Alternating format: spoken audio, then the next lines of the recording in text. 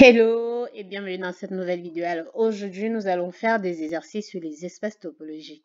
J'ai déjà fait plusieurs vidéos sur les espaces topologiques, donc je continue uniquement avec la correction des exercices.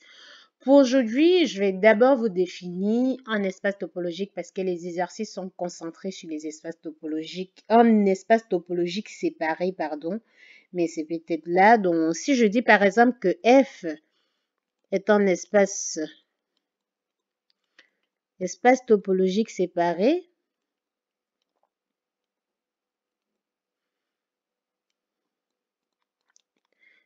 F est un espace topologique séparé, c'est-à-dire que si je prends deux éléments dans F, en fait, si je prends A et B appartenant à F tel que A soit différent de B, alors il existe U et V, deux voisinages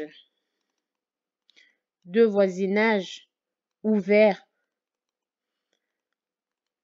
et ce voisinage ouvert de A et B respectivement, tel que U inter V soit égal à l'ensemble vide. Donc voilà ce qu'il y a pour la définition d'un espace topologique séparé. Donc pour bien commencer aujourd'hui, voilà le premier exercice. Exo 1. Je prends une fonction f qui est définie de E, V, grand F.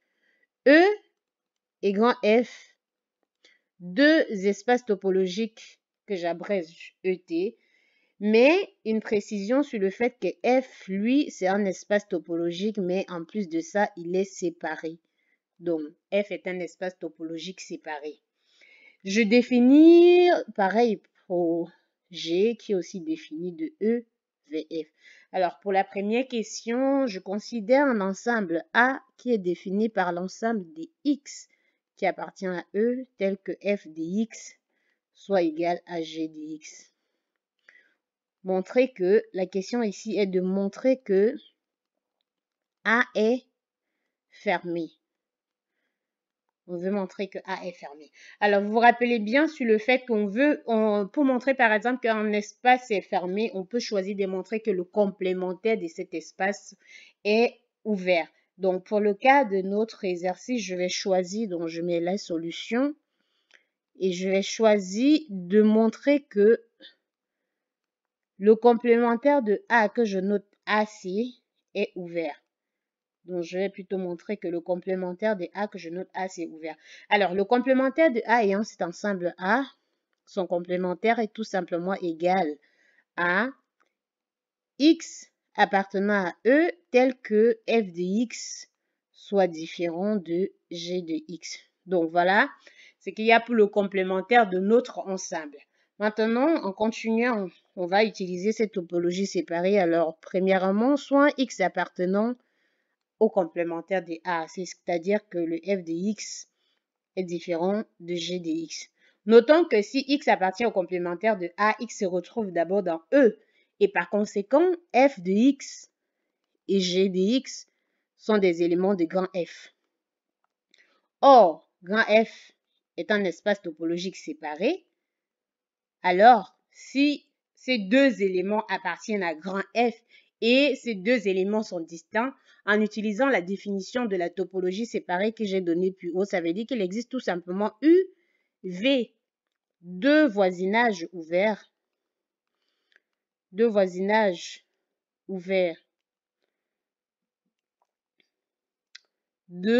F de X et G de X respectivement.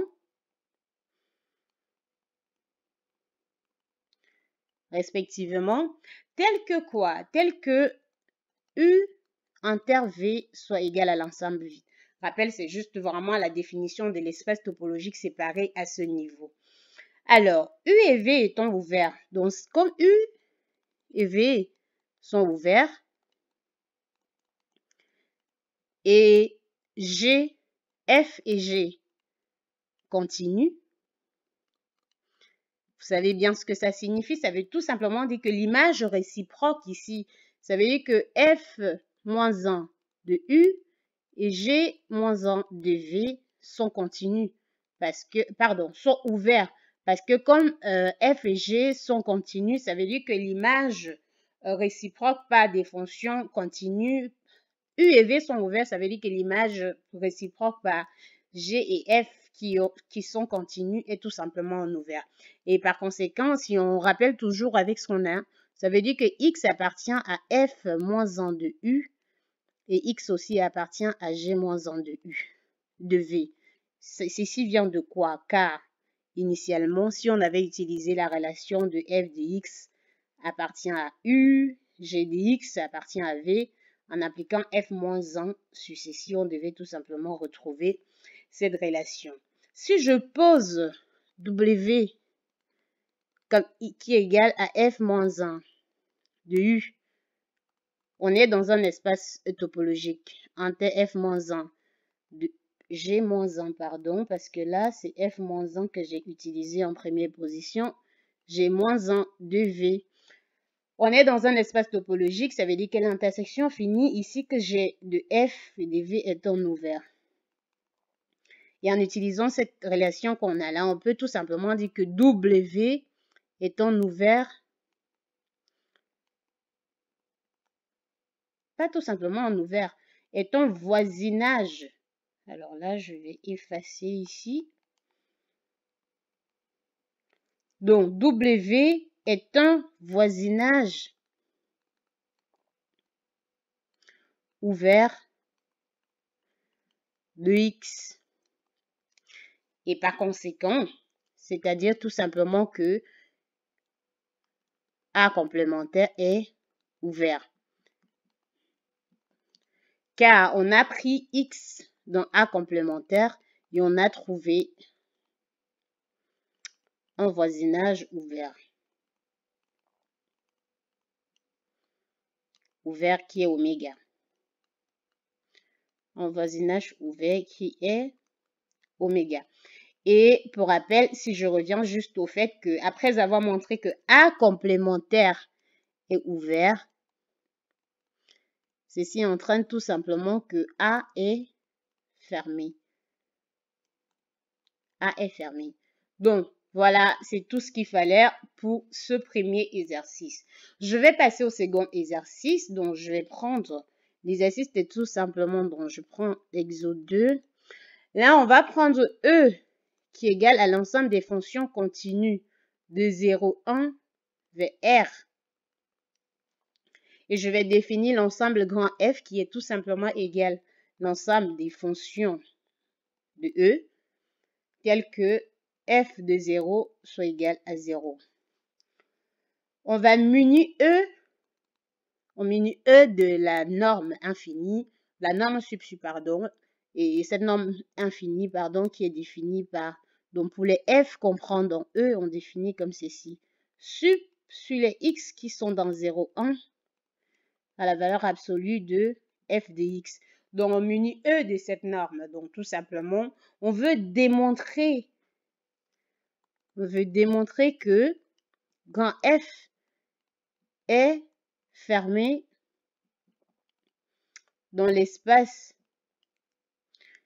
E muni de la norme infinie qu'on a définie. Donc, on veut montrer que grand F qui est défini ici est fermé dans E. Je définis premièrement une forme linéaire qui est liée à f de 0 égale à 0. Et ma forme linéaire que je définis, c'est tout simplement phi de f qui est égal à f de 0. Cette forme linéaire, c'est une forme linéaire qui est continue.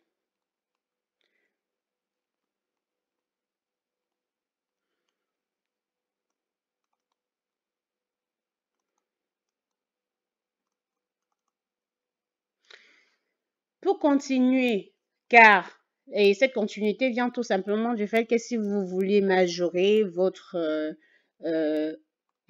phi de f, pardon, la valeur absolue, on va tout simplement s'en rendre compte que ceci est inférieur à la norme infinie de f. C'est d'où vient la continuité. Maintenant, avec le f qu'on a défini depuis le départ, f était égal à l'ensemble des f appartenant à E tels que f de 0 soit égal à 0. Ceci, c'est encore égal à phi moins 1, cette forme linéaire que je viens de définir du singleton 0. Alors, comme on a montré que phi est continu, et dû au fait que 0 est fermé, alors on a tout simplement la conclusion sur le fait que f est fermé. Car c'est l'image réciproque. C'est l'image réciproque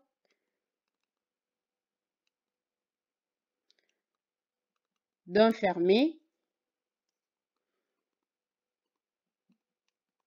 par une forme linéaire ou tout simplement par une application continue.